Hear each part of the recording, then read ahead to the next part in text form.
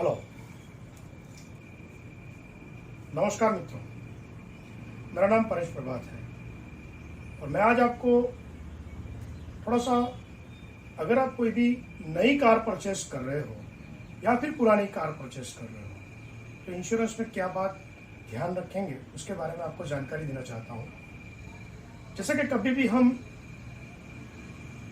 नई car purchase करने जा रहे हैं और हमने हमारी पुरानी कार बेच दी है, तो उस वक्त अगर हमने हमारी पुरानी कार बेची थी तो उसमें जो एनसीबी नो क्लेम बोनस जो होता है, अगर हमने पिछले सालों में कभी भी कहीं भी किसी भी तरह का एक्सीडेंट नहीं हुआ है और हमने हमारी इंश्योरेंस कंपनी से एनसीबी प्राप्त किया हुआ है, तो वो एनसीबी का मतलब ऐसा होता है कि उस एनसीबी को हम जब भी हम हमारी नई कार लेंगे तब उसी वक्त अगर हम उस एनसीबी का सर्टिफिकेट अगर हम किसी भी इंश्योरेंस कंपनी में देते हैं तो वो एनसीबी हमको रिकवर होके वापस मिलेगा। और हाँ, अगर आप पुरानी कार खरीद रहे हो और उसमें ऐसा हो रहा है कि पुरानी कार के अंदर हम जिस तरह देखेंगे कि कभी कभी क्या होता है कि ओनर चेंजेस में, जैसे हमने आरटीओ में जाके पूरे सारे जितने भी डॉक्यूमेंट्स है उस डॉक्यूमेंट्स में हमने अपना नाम तो चेंज करवा दिया है, लेकिन एक गलती रह गई है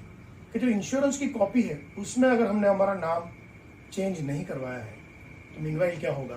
कभी भी इंश्योरेंस के चालू इंश्योरेंस कॉपी में कभी भी अगर क्लेम आता है तो वो क्लेम हमें नहीं मिलेगा, क्योंकि हमारी गलती यह है कि हमने इंश्योरेंस कंपनी में ओनर नेम चेंज नहीं करवाया है। तो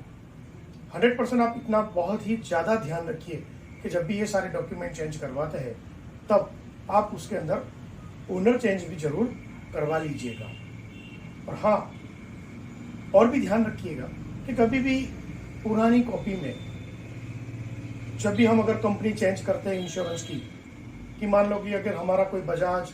या फिर किसी भी कंपनी में पुरानी पॉलिसी है उसमें से हम किसी आईसीआईसीआई या फिर किसी भी कंपनी में हम अगर पॉलिसी शिफ्टेड करते हैं तो उसी वक्त हम शिफ्टेड करते में हमको ध्यान रखना है कि हमारी जो